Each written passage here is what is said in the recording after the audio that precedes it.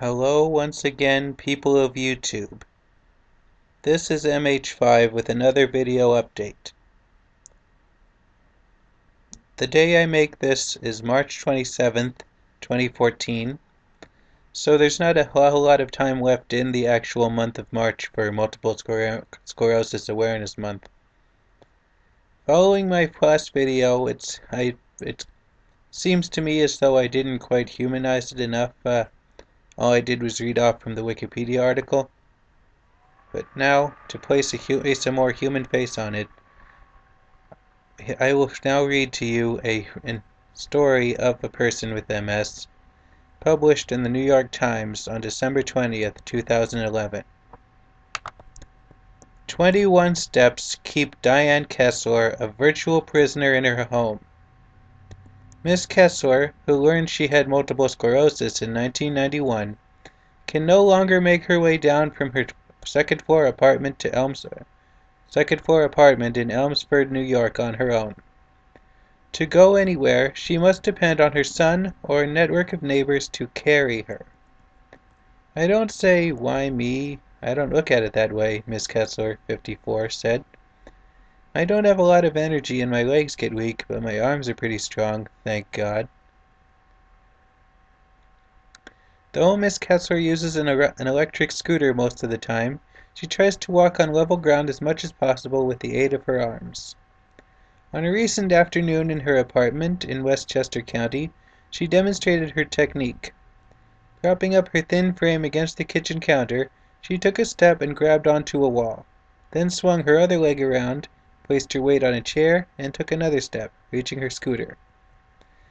I try to do as much as I can because, psychologically, it's good for the head, Miss Kessler, a New York City native, said in an accent that revealed her Brooklyn upbringing. While the trip down the stairs that run alongside her two-story building has become too dangerous for her alone, she still can make the trip up, pulling herself along the railing, a feat that can take up to half an hour. Sometimes I wish I could just stand up and walk and do everything, she said. I try, I really do.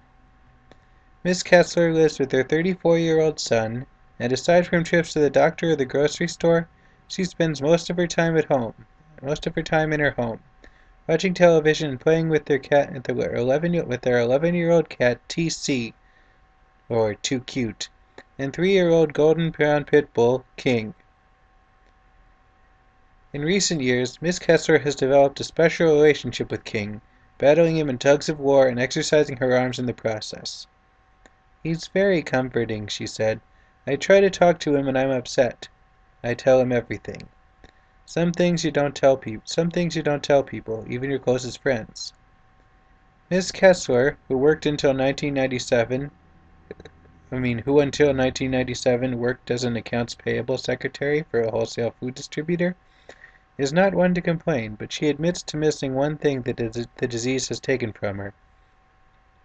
I miss my heels, she said, referring to her shoes. When you have MS, you don't feel like a woman. Still, she said, she does what she can.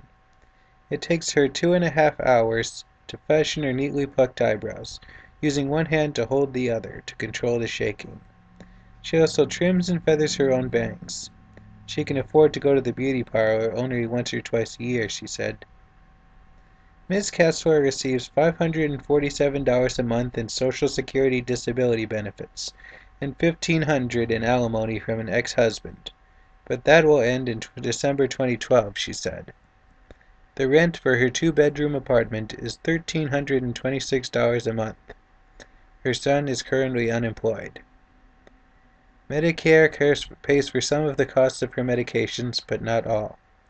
When she was struggling to pay her bills, Miss Kessler turned to Westchester Jewish Community Services, a beneficiary of UJA Federation of New York, one of the 7 agencies supported by the New York Times Neediest Cases Fund. In July, WJCS, the Westchester Jewish Community Services, drew $450 from the fund to help Miss Kessler pay outstanding phone and electric bills and to fill a prescription. She will become eligible for Medicaid once her alimony runs out next year, she said. and she is working on other housing options. What's somebody like her doing living in a place like this? A neighbor, Steve Beamer, asks recently, standing atop the steep set of stairs that lead to Miss Kessler's door. Mr. Beamer, 62, a glass cutter, is one of those who carry Miss Kessler down the steps. She doesn't weigh anything, he said, scooping her up in his arms as they both laughed. She's a sack of potatoes. Miss Kessler, settling into her scooter, said she hoped one day to have her own little place with a backyard. In quotes. That's where the story ends here. Still, half an hour to climb a flight of at least two levels of stairs, and 2.5 hours to do her eyebrows, having to hold one hand and use it to control the other like this. Really puts things in perspective, doesn't it? Anyways, once again, feel free to click the link below to take a look at the Multiple Sclerosis Association of America website, as well as also a link to the actual New York Times story that I have just recited to you, so you can see the pictures and what have you and find out more.